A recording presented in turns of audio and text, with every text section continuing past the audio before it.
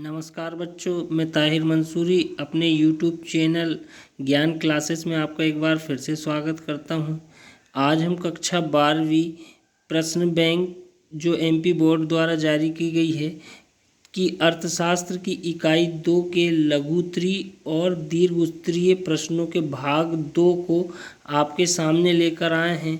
भाग 1 में हमने इसके अति लघुत्तरीय प्रश्न को हल करा दिया है और वो बड़ी आसान भाषा में है। अब आगे भी प्रश्नों को हम आसान भाषा में आपके सामने लेकर आए हैं। तो यदि वीडियो पसंद आए तो लाइक करें, कमेंट्स करें और सब्सक्राइब करें हमारे चैनल को। तो आइए शुरू करते हैं हमारे वीडियो को। प्रश्न क्रमांक 4, अनादिमान वक्रों की 3 विशेषताएं को लिखिए। अनादिमान को ही तटस्थता वक्र कहा जाता है। तो इसका पहला पॉइंट है तटस्थता वक्र बाएं से दाएं नीचे की ओर झुकता हुआ होता है। उसके बाद दूसरा पॉइंट है तटस्थता वक्र मूल बिंदु की ओर उन्नतोदर होता है। इसके बाद तीसरा पॉइंट है तटस्थता वक्र कभी एक दूसरे को नहीं काटते हैं। इसके बाद अगला प्रश्न है अनादिमान मानचित्र को समझाइए। तटस्थता मानचित्र के अंतर्गत मैंने जो निशान लगाया है कि यदि x तथा संतरक y के ऐसे संयोग लिए जाएं जिनसे उपभोक्ता को मिलने वाला संतोष भिन्न भिन्न हो, तो उन संयोगों को एक वक्र के द्वारा नहीं दिखाया जा सकता है। उसके लिए विभिन्न तटस्थता वक्र खींचने होंगे। अतः हमें बहुत से ऐसे तटस्थता वक्र प्राप्त होंगे जो किसी उपभोक्ता की संतुष्टि के विभिन्न स्तरों को व्यक्त करते होंगे। जब इन वक्रों को एक ही चित्र में दिखाया जाता है तो इस चित्र को तटस्थता मानचित्र कहते हैं। इसमें हमें चित्र भी बनाना होगा। ये चित्र दिया गया है, इस चित्र को ध्यान से देख लें। इसके बाद अगला क्वेश्चन है किसी वस्तु की मांग के निर्धारक तत्वों को लिखिए। तो इसका पहला पॉइंट है वस्तु की कीमत। यदि वस्तु की कीमत कम होगी तो मांग अपने आप बढ़ जाएगी, और यदि वस्तु की कीमत ज़्यादा होगी तो मांग भी कम हो जाएगी। उसके बाद दूसरा पॉइंट है उपभोक्ता की आय। यदि उपभोक्ता की जो आय होती है यदि वो ज़्यादा होती है तो वह ज़्यादा वस्तुओं की मांग करता है, और यदि उपभोक्ता की आय कम होती है तो वह कम वस्तु की मांग करता है। उसके बाद तीसरा पॉइंट है धन का समान वितरण। अर्थात यदि धन कम लोगों के हाथ में होगा तो मांग कम होगी, और धन यदि ज़्यादा लोगों के हाथ में होगा तो मांग बढ़ेगी। अगला क्वेश्चन है सामान्य तथा निम्न स्तरीय वस्तुएं क्या हैं, समझाइए। सबसे पहले हम सामान्य वस्तुओं के बारे में समझेंगे। तो सामान्य वस्तुओं से अभिप्राय उन वस्तुओं से होता है जिनका उपभोक्ता की आय से सीधा संबंध होता है। अर्थात यदि उपभोक्ता की आय में वृद्धि होती है तो वस्तु की मांग में भी वृद्धि होगी, और यदि उपभोक्ता की आय में कमी होगी तो वस्तु की मांग में भी कमी होगी। निम्न स्तरीय वस्तुएं जो होती हैं उपभोक्ता की आय के साथ विपरीत संबंध होता है।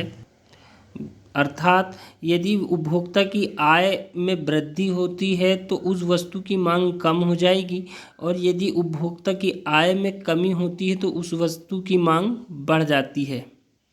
जैसे खाद्य पदार्थ, मोटे अनाज और देसी घी की तुलना में वनस्पति घी। इसके बाद अगला क्वेश्चन है स्थानापन्न तथा पूरक वस्तुएं क्या है, समझाइए। तो स्थानापन्न वस्तुएं जो होती है जिन वस्तुओं का एक दूसरे के स्थान पर प्रयोग किया जा सकता है उन्हें स्थानापन्न वस्तुएं कहते हैं। जैसे चाय तथा कॉफ़ी जो है इसका आंसर होगा। इसके बाद दूसरा पूरक वस्तुएं होती है जिन वस्तुओं का एक दूसरे के साथ पूरक रूप में प्रयोग किया जाता है, अर्थात एक के बदले दूसरे का काम नहीं चल पाता है। जैसे पेन है और उसमें स्याही नहीं है तो वो किसी काम का नहीं होगा। कार है और पेट्रोल नहीं है तो इसका भी उपयोग नहीं हो पाएगा, तो पूरक वस्तुएं वो कहलाती हैं। अगला क्वेश्चन है पूर्णतः लोचदार मांग को सचित्र समझाइए। पूर्णतः लोचदार मांग जब किसी वस्तु की कीमत में परिवर्तन न होने पर या अत्यंत सूक्ष्म परिवर्तन होने पर मांग में अत्यधिक परिवर्तन हो जाता है, तब ऐसी मांग को पूर्णतः लोचदार मांग कहा जाता है। इस प्रकार की जो लोच की मांग होती है वह काल्पनिक स्थिति होती है जो वास्तविक जीवन में देखने को नहीं मिलती है।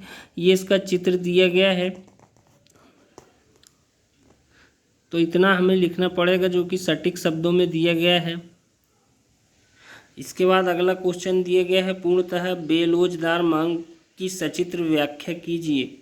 तो पूर्णतः बेलोचदार मांग जब किसी वस्तु की कीमत में अत्यधिक परिवर्तन होने पर भी उसकी मांग में बिल्कुल परिवर्तन ना हो तो ऐसी दशा को पूर्णतः बेलोचदार मांग कहा जाता है। और मांग में बिल्कुल परिवर्तन ना हो इसके लिए लोच शून्य होती है। तो ये भी एक काल्पनिक स्थिति होती है और ये इसका चित्र दिया गया है। इसके बाद प्रश्न क्रमांक 8 जो दीर्घ उत्तरीय प्रश्न है जो 5 अंकों का है, तो उसका पहला क्वेश्चन दिया गया है, उपयोगिता ह्रास नियम की व्याख्या चित्र द्वारा कीजिए। तो उपयोगिता ह्रास नियम के अंतर्गत जब हम किसी वस्तु की पहली इकाई प्राप्त होती है तो उससे मिलने वाली जो उपयोगिता होती है वो काफ़ी अधिक होती है, क्योंकि प्रारंभ में प्रत्येक आवश्यकता काफ़ी तीव्रता में रहती है। इसी अनुभव के आधार पर सीमांत उपयोगिता ह्रास नियम का प्रतिपादन किया गया है। अब यहाँ पर एक तालिका भी बनी हुई है कि इसके अंतर्गत संतरे की एक इकाई से सीमांत उपयोगिता जो है वो 8 प्राप्त होती है और कुल उपयोगिता भी उसके अनुसार 8 ही प्राप्त होगी। जब संतरे की हम दूसरी इकाई का उपभोग करते हैं तो सीमांत उपयोगिता घटकर 6 हो जाती है और कुल उपयोगिता 8 और 6 14 हो जाती है। इसी प्रकार से आखिरी बिंदु पर आते आते ये पूर्ण तृप्ति बिंदु 5वीं इकाई पे पूर्ण तृप्ति बिंदु हो जाता है।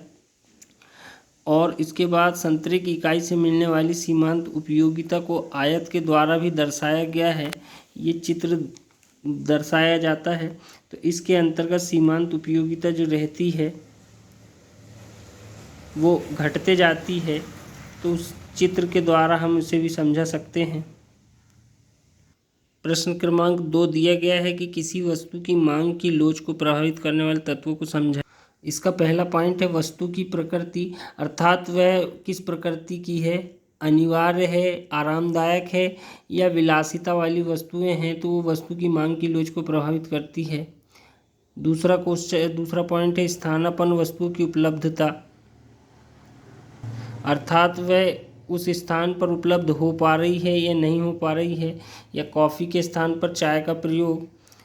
उसके बाद तीसरा पॉइंट है वस्तु के अनेक प्रयोग, यदि वस्तु ऐसी होती है जिनकी विभिन्न प्रयोगों में लाया जा सकता है, जैसे बिजली की मांग की लोच लोचदार होती है।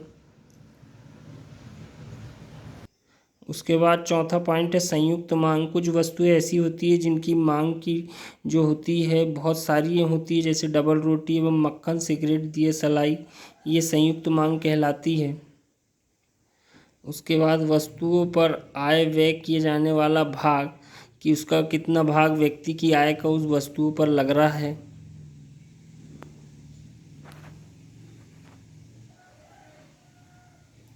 अगला प्रश्न है उदासीनता वक्रों को विस्तार से समझाएं। इस प्रश्न को हम पहले ही आपको समझा चुके हैं, फिर भी इसके पॉइंट देख लें कि तटस्थता वक्र बाएं से दाएं नीचे की ओर झुकता है। दूसरा पॉइंट है तटस्थता वक्र मूल बिंदु की ओर उन्नतोदर होता है। तीसरा है तटस्थता वक्र एक दूसरे को कभी काटते नहीं हैं। चौथा पॉइंट है तटस्थता वक्र को एक दूसरे के समानांतर होना आवश्यक नहीं है। उसके बाद पांचवा है उदासीनता वक्र क्षैतिज नहीं हो सकते हैं। तो ये सब सरल भाषा में आपके लिए लाए गए हैं, तो बच्चे ध्यानपूर्वक इन्हें अपनी कॉपी पर लिख लें और याद कर लें। अगला प्रश्न है उपयोगिता ह्रास नियम के अपवाद लिखिए। तो उपयोगिता ह्रास नियम के अपवाद के अंतर्गत पहला जो दिया गया है, वस्तु की उपभोग इकाई बहुत छोटे होने पर यह नियम लागू नहीं होता है। अर्थात जैसे किसी प्यासे व्यक्ति को बूंद बूंद करके पानी पिलाया जाए तो उसकी प्यास नहीं बुझेगी। दूसरा पॉइंट है दुर्लभ तथा शान शौकत की वस्तुओं पर यह नियम लागू नहीं होता है। अर्थात ये व्यक्ति जिसके पास भी ये वस्तु आएगी तो वो उसके ना नहीं कहेगा, उसके पास वो और चाहेगा कि ये वस्तुएं प्राप्त होती जाए। तीसरा है शराब के उपभोग के संबंध में ये नियम लागू नहीं होता। अर्थात शराबी व्यक्ति की मानसिक दशा जो है वो सामान्य नहीं होने के कारण वह जितना चाहे उतना शराब का सेवन कर सकता है। अगला पॉइंट है मुद्रा के संचय के संबंध में ये लागू नहीं होता ये नियम, अर्थात जो व्यक्ति मुद्रा इकट्ठी करता है वह चाहे तो जितनी चाहे उतनी मुद्रा इकट्ठी करता रहे, उसका जो है उपयोगिता ह्रास नियम कम नहीं हो सकता है। मधुर कविता अथवा गीत को बार बार सुनने पर भी उपयोगिता बढ़ती जाती है। ये इसका अंतिम पॉइंट है। अंतिम क्वेश्चन है मांग की लोच की विभिन्न श्रेणियों की सचित्र व्याख्या कीजिए। इस पॉइंट को हमने आपको पिछले उसमें प्रश्न में समझा दिया है।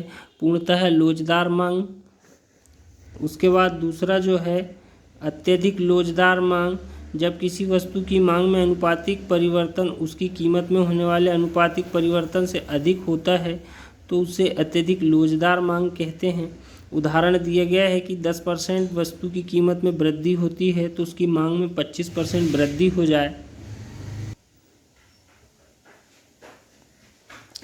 इसके बाद तीसरा है लोचदार मांग, जब किसी वस्तु की मांग में परिवर्तन ठीक उसी अनुपात में हो जिस अनुपात में उसकी कीमत में परिवर्तन होता है तो ऐसी मांग को लोचदार मांग कहते हैं। जैसे उदाहरणतः वस्तु की कीमत में 10% की वृद्धि हो रही है तो मांग में भी 10% की कमी हो जाती है।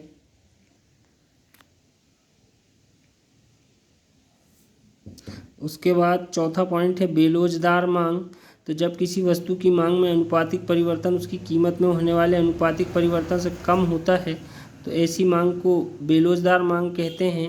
उदाहरणतः यदि वस्तु की कीमत में 40% की वृद्धि होती है तो उसकी मात्रा में 10% की कमी आ जाती है तो उसे हम बेलोचदार मांग कहते हैं।